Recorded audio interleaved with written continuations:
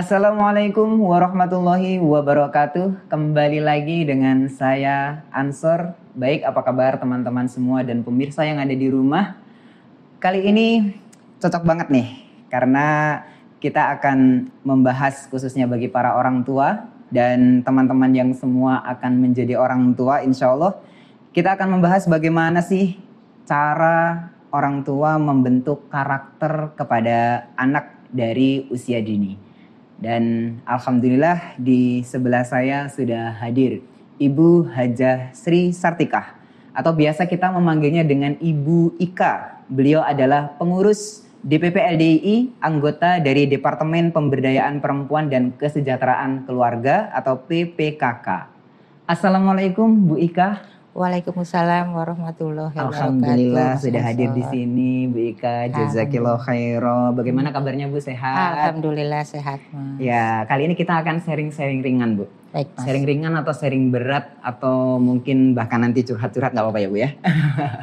It's okay. Oke Bu Ika, jadi seperti yang sudah saya sampaikan tadi, tema kita pada obrolan kita hari ini adalah bagaimana sih Bu tentang karakter anak ya, atau membentuk karakter anak dari usia dini. Boleh dong Bu, di sini dijelaskan kira-kira apa saja sih yang mempengaruhi karakter atau secara luas tuh ya moral, etika ya dari seorang anak Bu.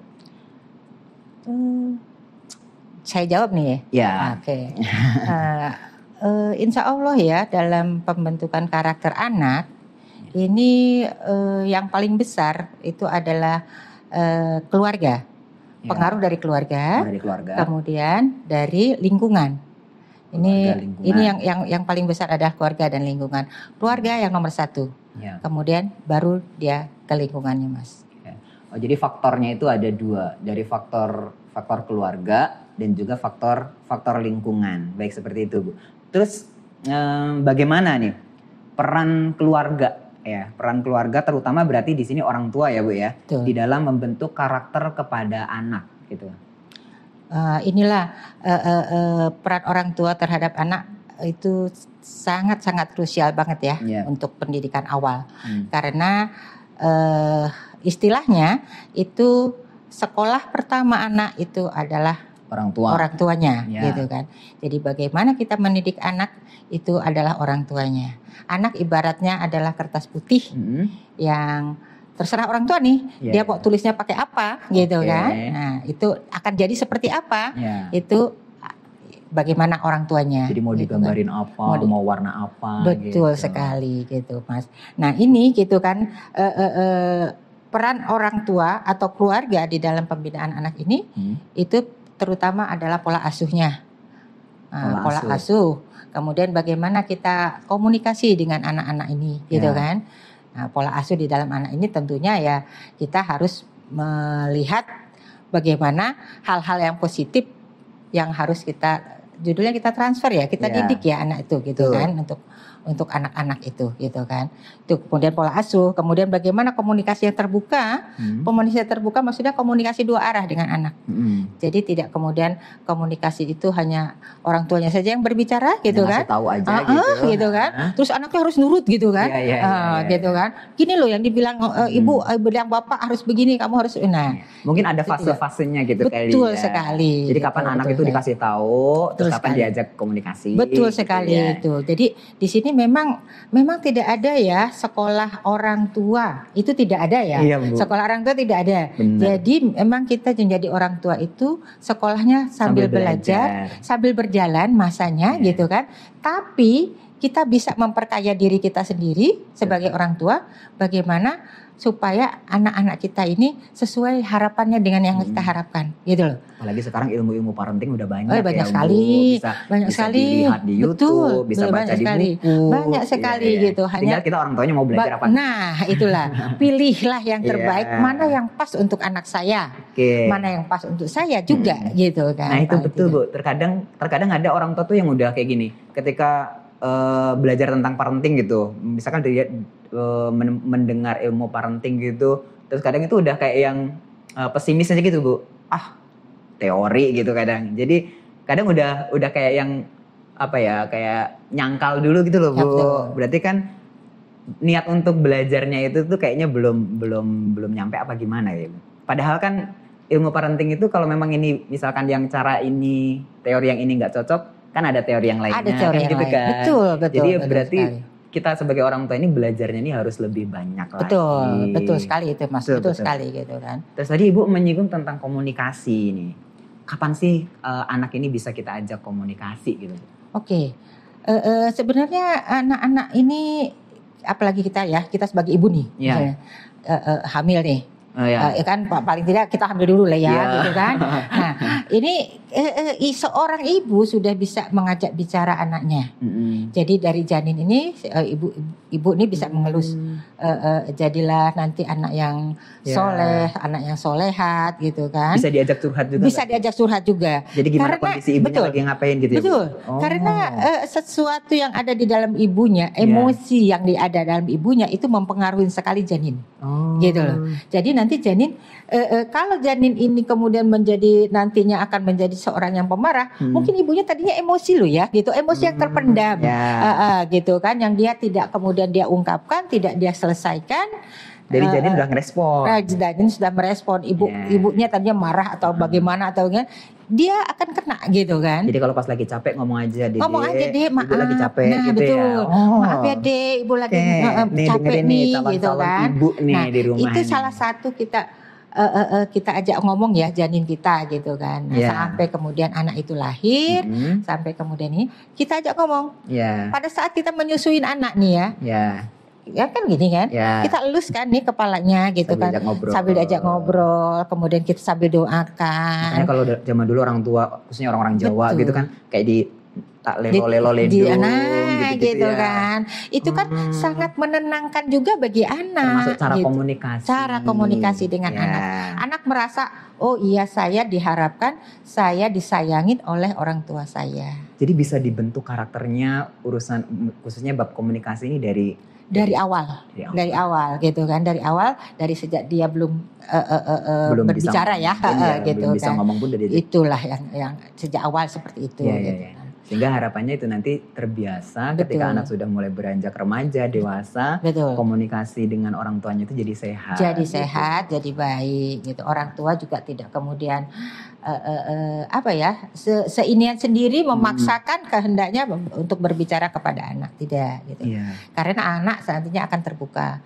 Dan itu nanti kita biasakan sesuai dengan usia dia gitu kan, usia anak maksud saya, ajak berbicara gitu kan, anak ini gitu kan, bagaimana perasaan anak ini itu sudah bisa kita ajak bicara gitu kan. Jadi pada saat misalnya anak ini baru 1 tahun belum bisa ngomong loh ya 1 tahun, dengan bahasanya dia gitu kan, kita sudah tahu gitu kan, lagi senang lagi apa, anak itu gembira, kita dengan gembira gitu iniannya gitu kan. Kita ajarin juga salah satunya misalnya dengan bahasa yang paling gampang itu adalah terima kasih gitu kan, minta tolong. Nah, itu yang minta maaf itu bahasa dasar ya, kalau nggak salah itu bahasa dasar lah untuk anak-anak gitu kan. Karena maaf, minta tolong, terima kasih itu awal-awal mereka. Oke, itu jadi makanya jadi keren. Banyak sekarang misalkan anak-anak yang udah mulai beranjak remaja atau mungkin malah dari usia-usia pra-remaja gitu ya, usia-usia SMP kali ya Ibu. Sekarang itu anak-anak usia-usia pra-remaja ini nih kalau bahasanya kan pencarian jati diri gitu. Nah itu kadang itu komunikasi dengan orang tua ini kayak udah mulai agak renggang gitu. Betul. Bu. Berarti solusi apa sih ketika kita ada anak-anak kita ini kok sudah mulai jaga jarak, ketika ditanya mungkin kurang terbuka, nah itu gimana tuh? Nah kalau ini mungkin ya saya merasakan bahwa itu yang tadi saya katakan bahwa komunikasi 2 arah di dalam keluarga itu sudah kita terapkan sedini mungkin. Sedini mungkin pada saat anak-anak masih kecil lah ya. Kita ajak mereka misalnya terbuka nih, makan bersama misalnya gitu kan. Makan bareng ya gitu kan. Misal makan malam atau makan siang, kita ajak berbicara mereka, apa yang kamu rasakan hari ini, apa yang telah kamu lakukan. Begitupun orang tuanya. Jadi tidak kemudian hanya anaknya saja yang bercerita, orang tuanya pun harus bercerita bahwa hari ini ibu tadi ke pasar, kemudian ibu masak ini loh untuk kamu. Coba sekarang enak nggak rasanya, misalnya gitu kan? Jadi nggak sekedar kita pengen dengar cerita mereka saja. Betul. Tapi kita ajari juga mereka biar bisa menjadi pendengar juga. Pendengar yang baik. Nah di sini selama kau katakanlah anak bercerita atau menjadilah kita menjadi pendengar mereka, pendengar yang bagus, pendengar yang pokoknya tidak ada penyangkalan untuk itu. Oh itu jelek dong, enggak gitu. Pokoknya dengarkan semua. Kemudian setelah mereka ungkapkan semua perasaannya, oke, nanti tinggal peterusannya bagaimana dengan tadi iniannya, perasaannya. Nah, baru kita bertanya di situ. Dan kita jadi pendengar aja. Kita jadi pendengar saja dulu gitu. Usahakan orang tua itu menjadi pendengar pada saat anaknya ingin bercerita. Kadangkala gitu kan. Gimana Bu? Seorang ibu nih katakanlah anaknya nih datang nih katakanlah pulang sekolah misalnya gitu kan. Bu, dia bilang gitu kan. Dia dengan semangat dia mau cerita, mungkin dia mau cerita katakanlah hasil ulangannya atau tadi dia mungkin ada masalah dengan temennya gitu kan. Pengen ibunya mendengarkan nanti bagaimana Bu iniannya. Pengen direspon gitu kan. Terus ternyata ibunya kan lagi masak nih karena menyiapkan lagi dia makan. Dia bilang dia sambil begini, iya apa? Ya apa gitu. Anak udah tahu ibu ini tidak memperhatikan, nggak gitu ada empati kan. gitu. Tidak ada empati. Yang baik adalah katakan seibunya ini, sebentar ya nak, ibu neruskan ini, nanti ibu selesai kita bisa ngobrol. Nah itu anak bisa menerima hal itu gitu kan. Jangan kemudian kita sambil melihat satu, kemudian dia ada, ya cerita apa? Ini tadi gimana? Dia tahu, anak tahu ibunya tidak memperhatikan gitu.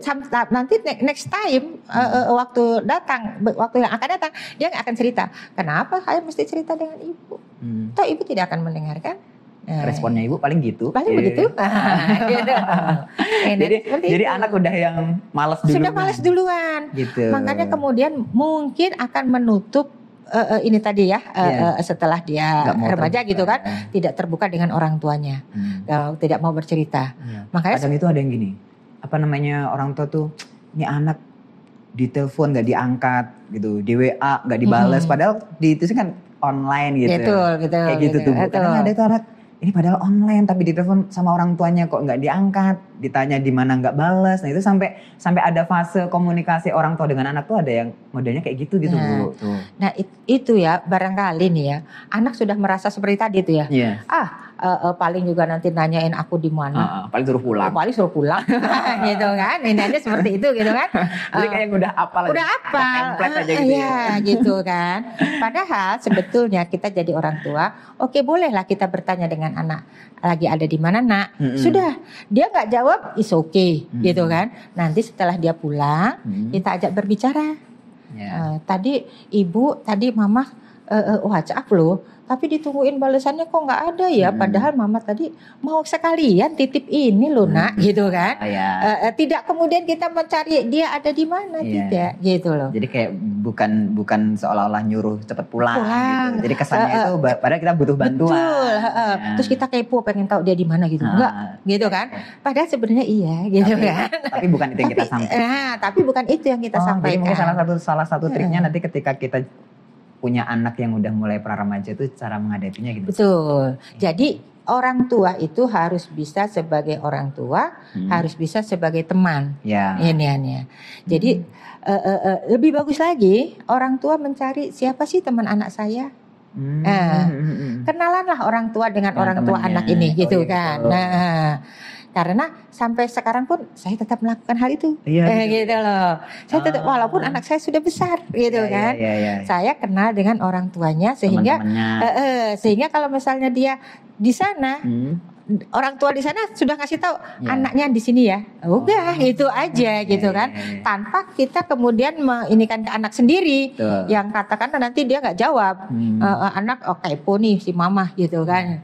Padahal kita udah tahu, kita udah ini dengan orang tua temennya gitu lah. Padahal kan sebenarnya orang tua tuh mungkin khawatir. Betul. Gitu ya. Tapi kadang anak itu mungkin kadang responnya tidak mau dia. Aku kan udah gede. Gitu loh. Iya lagi. Ngapain ya gitu kan. Gitu loh. Iya lagi. Nah, itu seperti itu gitu kan. Jadi triknya itu banyak ya sebenarnya kalau kita orang tua itu mau belajar ya. Banyak iniannya gitu kan, metodenya, tidak kemudian parenting itu saklek, ini loh ini harus begini tuh enggak gitu kan. Berarti kalau ya saya boleh ambil catatan nih Bu, berarti ilmu parenting itu tuh bukan soal anak. Bukan soal anak, tapi soal orang tua. Bagaimana kita mendidik anak kita gitu. Iya. Kadang mungkin orang itu nganggapnya parenting itu cara ngedidik anak, ternyata bukan sebenarnya, tapi bagaimana kita sebagai orang tua. Sebagai orang tua, kemudian bagaimana kita menyampaikan kepada anak, mentransferkan ilmu kita pada anak. Katakanlah seperti tadi, kita harus memanage emosi kita untuk marah kepada anak. Misalnya karena anak tidak menjawab, itu kita harus bisa. Kadang udah kepancing. Sudah gitulah. Ini anak kemana sih gitu kan? Ditanya gini aja kok nggak mau jawab. Nah itu kita harus bisa memanage emosi kita. Terlalu panik kali Bu. Nah bisa juga, tapi jangan seperti itulah gitu kan. Nah, makanya seperti tadi saya bilang banyak triknya untuk mencari keberadaan si anak ada di mana, gitu kan. Tanpa diketahui oleh anak. Tanpa diketahui oleh anak. Berarti memang ada momen di mana anak ini juga harus kita kasih kepercayaan. Betul juga, sekali. Sehingga kita tidak terlalu khawatir. Betul anak sekali. Ini gimana. Betul sekali. Mantap sekali nih si ibu ini. Betul sekali. Kemudian nih Bu, dari umur berapa? Tadi kan dari janin udah diajak komunikasi, termasuk itu kan untuk ngelatih karakter juga ya, sehingga anak itu tadi komunikasinya bisa baik dengan orang tua, termasuk itu nanti bisa ke arah anak ini nih mempunyai karakter yang jujur gitu ya Bu. Betul. Karena kan anak ini mau jujur itu tuh takut kena marah. Kayak gitu tuh Bu. Nah itulah kadang anak nih sudah ditanya nih ya. Cerita nih ya sama ibunya. Terus sama ibunya malah bilang gini, kamu enggak seperti itu kok. Padahal anak udah cerita sebenarnya. Padahal tidak sebenarnya. Nah inilah dari usia sedini mungkin itu, misalnya kita dari usia anak 2 tahun kali ya, dia mulai ngomong kali gitu kan ya. Ini kita ajarkan anak-anak itu untuk katakanlah dari kejujuran itu tadi ya Mas ya, kita ajarkan dengan contoh. Orang tuanya jangan bohong di depan anak gitu loh. Betul. Katakan kadang nggak disadarin ya sama orang tua nih ya. Orang tuanya kadang lagi apa nih di dalam misalnya gitu kan, lagi pakai sisiran atau lagi nyiapin apa ya, minum. Kemudian ada tamu datang gitu kan misalnya gitu. Terus orang tuanya bilang, Amal Soleh itu kasih tahu tamu bilang aja mama nggak ada, padahal mamanya di situ, gitu kan. Nah itu kan bohong itu, gitu. Itu salah satu contoh. Ternyata begitu boleh ya. Ternyata nggak jujur tuh bisa jadi solusi. Kok itu biar boleh aman, ya? Gitu, aman.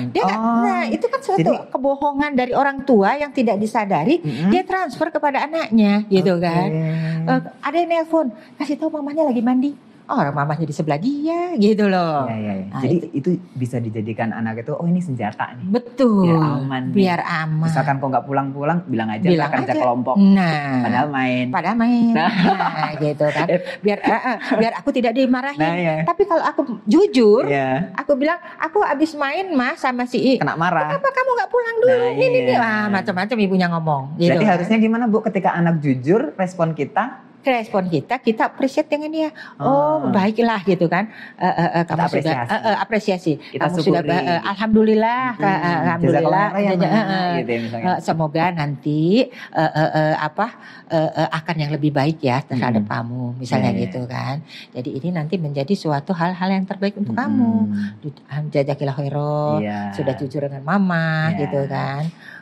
Seandainya pun dia tidak jujur, ada feeling guilty, dia ada perasaan bersalah si anak itu gitu kan di dalam hatinya, bahwa saya nggak bisa kok nggak bohong jujur, padahal mamaku sudah appreciate banget ya, sudah ini sama saya gitu kan, sudah muji saya, sudah apa. Dia akan perasaan salah. Next time nanti dia akan berkata jujur. Makanya walaupun kita tahu nih sebagai orang tuanya, aku tadi ngeliat dia main kok gitu kan, misalnya gitu. Tapi dia mengatakan sesuatu lagi yang sebagiannya itu memang benar dia kerjakan gitu. Di situ aja kita berterima kasihnya sama dia gitu. Jadi nggak langsung kita sidang gitu. Tidak. Nah ini saya cerita ya. Gimana? Namanya saya orang tua ya. Saya tahu lah postur tubuh anak saya gitu kan. Saya tahu lah gelagatnya. Dia pakai kerudung pun saya tahu lah itu anak saya dari jauh gitu kan. Nah, jadi suatu saat misalnya nih anak saya izin nih misalnya, "Mas, saya izin mau ke sini ya." Nah, tapi ternyata saya tahu kok itu kayak anak saya ya. Kok anak saya katanya izin ke sana gitu kan misalnya gitu kan. Tapi kok saya melihat sini ya. Ya sudah ya, ini oh ya, alhamdulillah sudah ditunjukkan Allah itu anak saya. Sampai rumah baru kita ngobrol enak nih sama dia. Anak mama itu tadi izinnya kemana ya gitu kan, ke sini ya gitu. Tahu nggak? Kok ada Allah itu menciptakan manusia ada yang sama dengan anak mama ya? Mirip ya gitu kan. Akhirnya gitu. Tapi mama berpikir orang anak mama di sana kok itu kan di sini gitu kan. Ya alhamdulillah emang itu ciptaan Allah ya kali ya. Semoga aja gitu kan yang Allah ciptakan ini yang baik-baik semua. Dia merasa nggak enak ya. Iya kok Ma, tadi aku kan ke sana. Oh berarti anak mama dong ya, lagi itu kan. Tapi kita tidak kemudian tidak kemudian kita marah, tapi kemudian kita ajak ngomong. Jadi next time nanti kamu kalau izin ya nak ya, gitu kan. Izin aja yang sebenarnya mau kemana. Nggak apa-apa kok mama, gitu loh. Nah, karena kan kita tahu dia juga udah selamat di rumah gitu loh iniannya. Karena sekarang itu nyari orang jujur itu susah ya Bu. Susah sekali. Makanya kita didiklah dari kecil. Didiklah dari kecil. Tapi kejujuran ini sangat-sangat banget ya untuk bekal dia sampai nanti dewasa.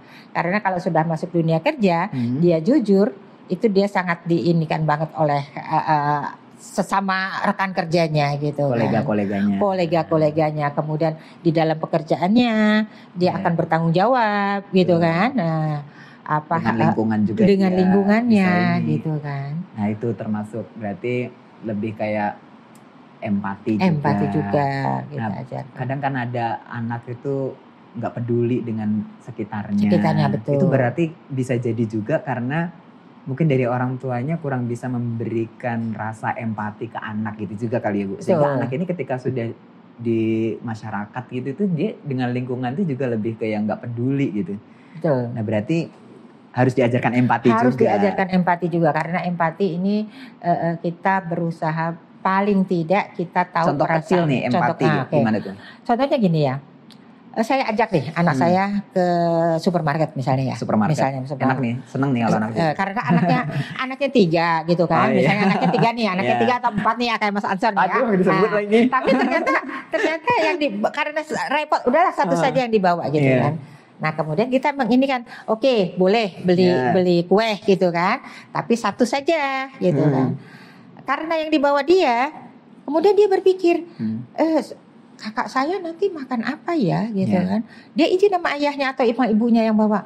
Ibu ini yang satu untuk kakak ya. Nah, itu sudah belajar empati. Kalau saya makan kue ini sendiri kakak saya enggak. Kan gimana gitu kan. Padahal kan bener lagi Bu itu. Nah itu. Kadang ada kakak sama adik itu kakaknya makan jajan ya udah makan sendiri adiknya minta gak dikasih. Nah gak dikasih. Nah itu yang paling mudah sekali ya, yang paling mudah sekali kita mengajarkan empati kepada anak seperti itu gitu kan. Kemudian next level yang berikutnya ya mungkin kita bisa bawa anak itu kepada katakanlah ini loh baju kamu nanti kita yang sudah tidak dipakai tapi masih bagus nih nak ya, bisa nggak nanti ini dikasihkan kepada adik gitu kan, jadi adik juga bisa pakai baju bagus nih gitu kan. Dia berempati bagaimana kalau adiknya tidak bisa baju bagus gitu kan, coba perasaannya kalau nggak bisa pakai baju bagus gimana. Nah gitu kan kita balik tanyakan sama dia, Pengen nggak adiknya pakai baju baut? Iya pengen. Nah adik juga nanti pengen tuh gitu. Jadi sebenarnya banyak cara ya untuk banyak mengajarkan cara, empati. betul, banyak cara banget gitu. Sekarang Dari di lampu awal. di lampu merah ada badut-badut, suka Betul, gitu. Itu berarti bisa kita gunakan untuk ngasih pelajaran juga. Coba betul. nih kasih nih 2.000 ke badut. Nah, tapi itu pun kalau masalah badut ya harus dipilah. Ya, harus jadi dipilah nggak semua, gitu kan. gitu. Harus kita pilah gitu kan, karena tidak semua mereka yang meminta di jalan berupa seperti itu harus dikasih tuh. Gitu loh.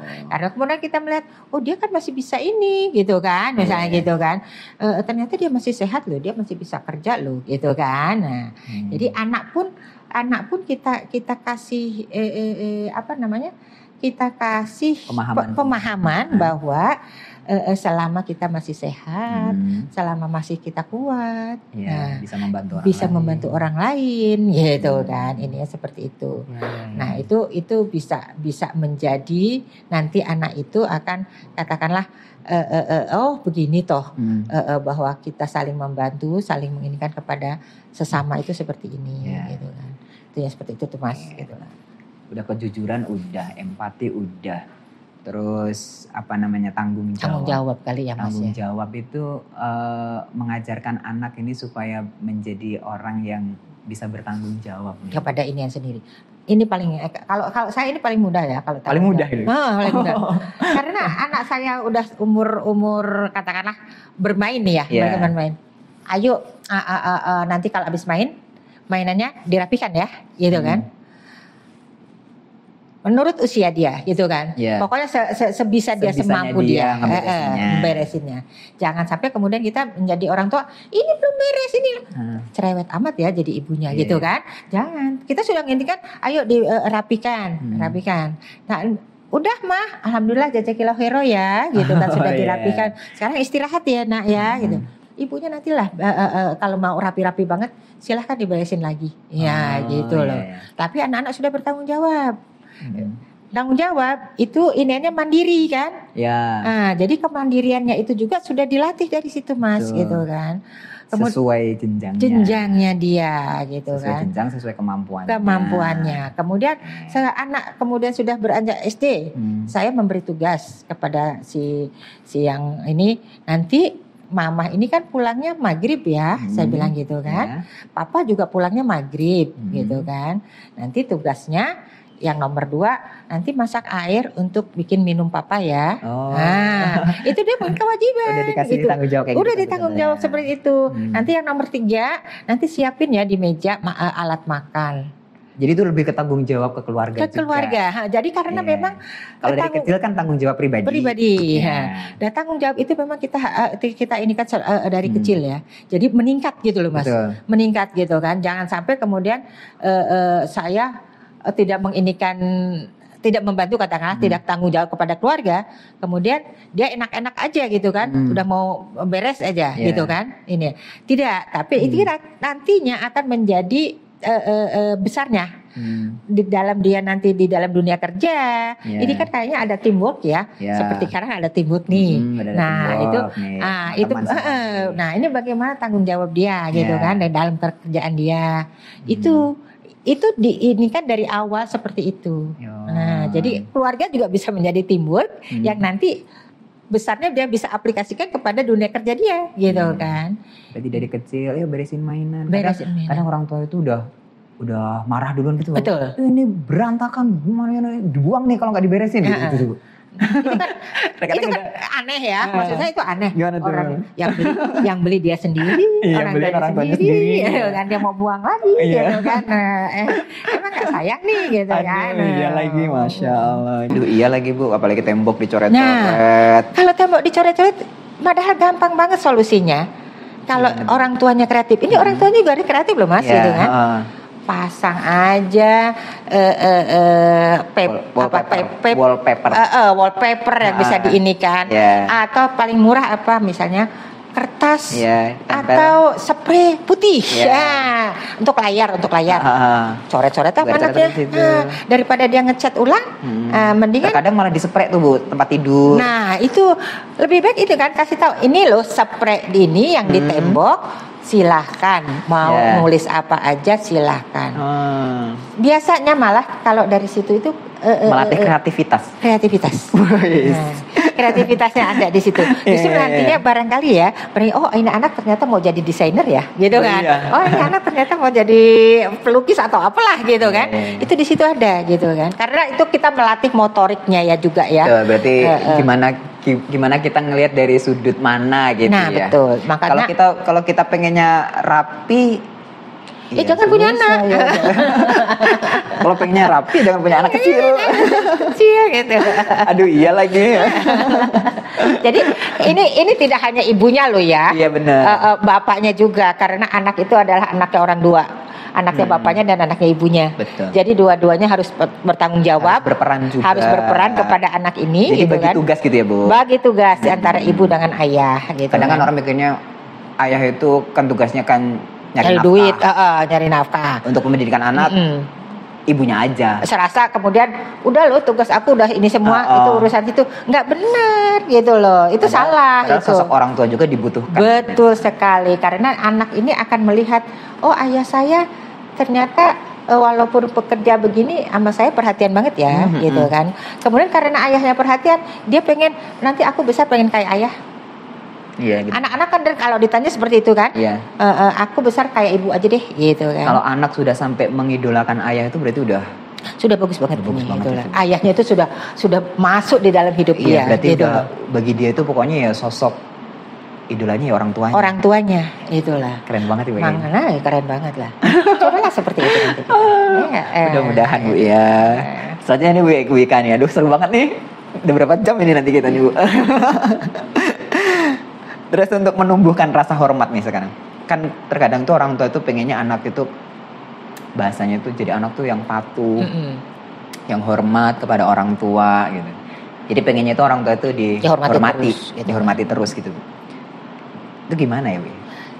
Nah ini ya seperti tadi komunikasi dua arah. Orang tua pun harus menghormati anak, gitu loh.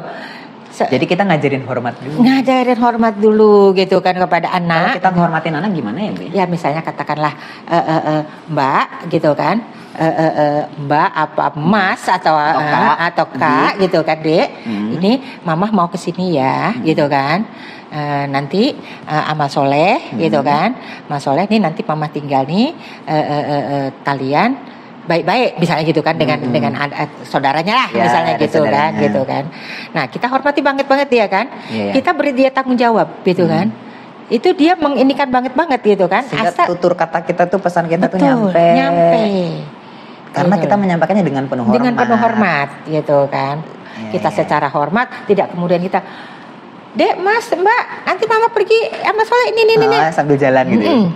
Udah mau berangkat dulu ya, Mbak. Anaknya bilang, emang aku pesuruh. Emang aku satpam. Emang gitu kan. Jadi kita belajarlah, kita juga berbicara dengan baik kepada anak-anak itu gitu kan. Itu termasuk manggil kakaknya dengan Kak. Itu contoh ya. Contoh yang untuk menghormati dia gitu kan. Sehingga anak ini nanti juga bisa hormat kepada orang yang lebih tua. Betul. Kepada orang lain juga bisa hormat. Betul. Oh, jadi ini kadang apa namanya?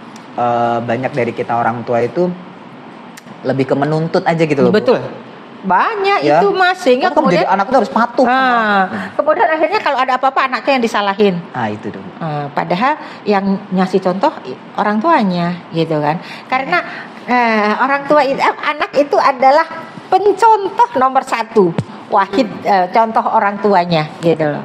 Pencontoh ulung katanya. Pencontoh ulung gitu kan. Apalagi anak yang masih kecil-kecil itu mereka tidak ada penyaring ya. Tidak ada penyaring. Apa yang dilihat semua diserap gitu. Dan itu mengendap ya, maksudnya di alam ini dia ada itu gitu kan. Nah, termasuk karena ini lagi Ramadan gitu kan. Kadang kita orang tua ini bisanya nuntut anaknya harus ini tertib ini. Berarti kitanya dulu yang harus tertib dulu. Sholat 5 waktu anaknya biar tertib ya kita orang tuanya tertib dulu. Gitu. Ayo tadarus tapi orang tuanya pegang HP. Gitu kan. Itu kan nggak jelas banget gitu kan. Nggak jelas banget gitu. Oke. Jadi ternyata anak pun juga butuh dihormati juga. Butuh dihormati. Tentu penghormatannya ya sesuai dengan anak itu. enak itu. Sehingga dia juga akan menghormati kita sebagai orang tuanya. Tidak di sini dia menghormati kita, bukan dia takut loh ya. Dibedakan ya, masalahnya dibedakan antara takut dengan menghormatin gitu loh. Kadang ada anak itu yang ngelihat bapaknya aja udah takut karena bapaknya biasa diktator, gitu kan. Sehingga dia bukannya menghormati, jadi udah takut dia sama bapaknya gitu. Mau ngomong apa juga dia nggak berani, gitu udah takut duluan. Iya lagi Bu, makanya kayak gitu tuh Bu. Nah itu, jadilah bapak yang menjadi idaman bagi anak-anak. Iya, orang tua. Jadilah orang tua yang bisa jadi teman juga kepada anak. Jadi anak tuh kalau ada apa-apa ceritanya ke orang tua. Cerita ke orang tua, bukan tidak ke orang lain. Gitu loh. Iya. Nah, kadang kayak gitu Bu. Nih misalnya nih kan setiap kadang anak tuh punya problematikanya sendiri-sendiri gitu. Bahasa sesuai jenjangnya lah gitu. Terus misalkan dia sebenarnya itu di luaran sana itu ada masalah apakah dengan temennya atau dia sebenarnya dia itu sadar dia itu masuk di pergaulan yang kurang baik. Betul. Mungkin dia apalah bahasa sekarang mungkin salah pergaulan. Di satu sisi sebenarnya anak ini sadar bahwasanya dia itu salah masuk jurang gitu. Dan sebenarnya dia pengen keluar dari lingkungan yang seperti itu, tapi dia nggak berani speak up, nggak berani cerita ke orang tuanya gitu. Sehingga dia ya udah masalah bagi dia itu dia rasain, dia rasakan sendiri gitu Bu. Itu bagaimana ya kita sebenarnya kita harusnya kan membantu biar anak ini keluar dari masalahnya gimana, tapi dia mau cerita ke orang tuanya takut. Akhirnya kadang dia nyari tempat cerita ke orang lain. Balik lagi deh kita komunikasi dua arah, komunikasi yang terbuka. Makanya ini yang komunikasi terbuka inilah yang harus diterapkan kepada anak-anak, kepada anak kita sedini mungkin. Sehingga mereka ada sesuatu apapun mereka akan bercerita. Nah di sini seandainya mereka udah remaja nih ya, punya masalah, jadilah pendengar yang aktif. Orang tua mendengarkan apa yang menjadi masalah anaknya, gitu kan. Kadang anak kalau kita tidak tanya dulu juga dia gimana. Tapi sebagai orang tua harusnya tahu bahwa ini anak saya kok berbeda ya. Katakanlah sikapnya hari ini ada apa ya, harusnya orang tua bisa bertanya. Nah, terus kita biar bisa masuk. Jadi misalnya kayaknya kok ada sesuatu ya, gitu kan. Beda deh, saya bilang gitu kan, misalnya gitu kan. Beda deh Mas, beda deh Mbak, gitu kan. Sepertinya ada sesuatu. Barangkali mau cerita sama mama, sama ibu. Ayo. Ibu mau dengerin nih, gitu kan. Siapa tahu nanti ibu juga bisa nyari solusi bareng-bareng nih kita. Nah, gitu kan. Kalau misalkan tetap anak nggak mau cerita, Bu? Tetap anak nggak cerita, jangan dipaksa. Oh, kita nggak boleh maksa. Jangan dipaksa dulu, gitu kan. Karena bahasa anak sekarang itu Mama kepo, ya? Gitu kan. Si ibu tau kepo lagi. Mama kepo. Baru mau ini kadang kayak gitu Bu. Jadi merasa anak ini kayak udah mulai punya privasi yang harus dijaga sendiri gitu Bu. Dan gitu, ini orang tuanya nggak perlu tahu. Tidak perlu tahu gitu kan ini hanya. Kita perlu nggak sih Bu cari mediator lain lewat orang misalnya? Betul. Guru atau guru ngajinya? Boleh. Bisa ya Bu ya? Bisa banget. Makanya tadi saya katakan bahwa carilah siapa sebenarnya teman anak kita ini yang dekat. Dan dekat dengan anak kita ini siapa sih kira-kira yang bisa nyentuh hatinya siapa? Karena kita orang tua merasa udah kayak yang Saatnya kita bukan nyerah sih sebenarnya, tapi kayak yang udah enggak. Kadang-kadang kita nggak diperluin jadi orang tua gitu kan sama mereka gitu kan, nah gitu kan. Kadang nggak diperluin. Jadi kita upaya lain nyari mediator lah. Cari mediator lah gitu kan. Makanya siapa teman bergaul anak saya, kemudian siapa tahu dia cerita kemudian ke orang tuanya teman anak justru yang tahu gitu kan. Betul. Nah ini apa ya gitu kan? Ada apa? Kita bisa tanya ada apa sih dengan anak saya gitu kan? Kok dia ditanya nggak mau cerita ya? Gitu kan. Iya benar, terkadang kayak gitu anak itu ketika sama orang tuanya itu kayak udah yang bebel aja gitu Bu. Tapi ketika orang lain yang masuk terus bisa nyentuh hatinya gitu kadang malah bisa luluh. Nah itulah. Tapi yang dikhawatirkan kalau dia ceritanya ke orang yang bener gitu. Betul. Ya kan Bu. Nah kan makanya di sini kan kita sebagai orang iman ya, di sini kan kita ada guru ngaji kita, ada mubalik kita, gitu kan. Jadilah orang tua yang juga aktif di dalam pendidikan agama anak. Jangan kemudian anak tuh hanya diserahkan kepada gurunya, kepada guru ngaji, kepada guru sekolah, gitu kan. Orang tua nggak mau tahu. Orang tua nggak mau tahu. enak aja, emang anak siapa gitu kan. Nah ini kan ini aja Banyak kan kayak gitu, Bu. harusnya Ketika udah sekolah udah dilepas urusan sekolah gitu harusnya ya. orang tua itu bertanggung jawab penuh. Bukan harusnya, memang orang tua lah yang bertanggung jawab penuh terhadap anak. Tetap harus memantau. Karena nanti yang ditanya Allah itu juga orang tuanya. Bukan gurunya. Bukan gurunya, gitu loh. Bukan guru ngajinya. Bukan guru ngajinya. Guru ngajinya hanya membantu, gitu kan. Misalnya, Bu, ternyata anak ibu hari ini tidak mengaji loh, misalnya gitu kan. Nah, isi ibunya, waduh Mas, kok ternyata dari rumah izin loh ngaji. Kemana ya? Oh, coba dicari temennya siapa Mas, misalnya gitu kan. Ini harus ada komunikasi antara guru ngaji atau guru sekolah dengan orang tua, itu supaya anak ini kita bisa yang positif lah untuk anak gitu kan. Kita bisa harapkan, maksudnya anak ini akan tumbuh sesuai dengan harapan kita, sesuai juga dengan harapan mereka, gitu kan. Iniannya. Jadi kalau ada apa-apa yang disalahin nggak gurunya, tidak gurunya, atau guru ngajinya. Ini guru ngajinya siapa gimana sih? Kok anak saya nggak bisa sholat sih, gitu kan? Siapa sih mau baliknya? Aduh, Ansor katanya.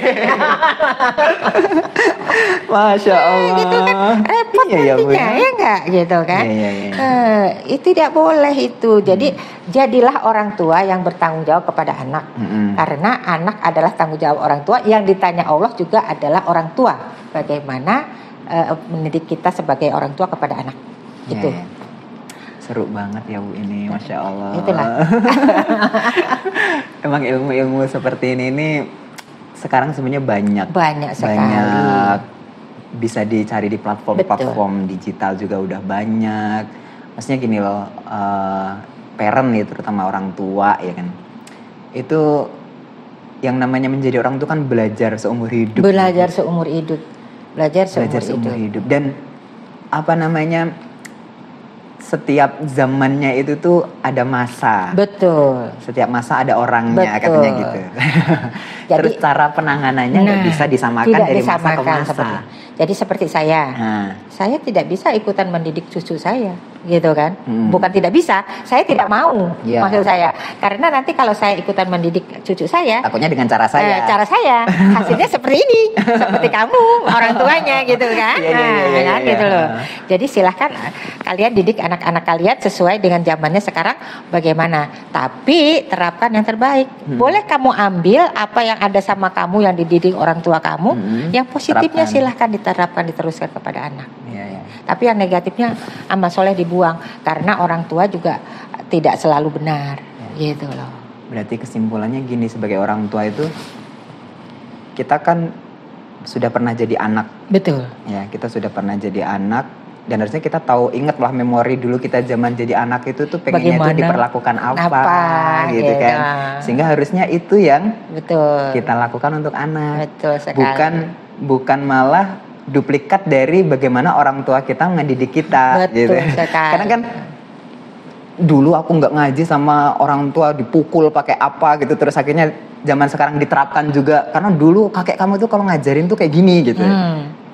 Jadi nggak bisa seperti itu. Nggak bisa seperti itu. Sekarang bisa masuk kekerasan itu, Mas. Ada KPAI ya Bu ya. Ada undang-undangnya loh. Iya. Masa kena KPAI lagi.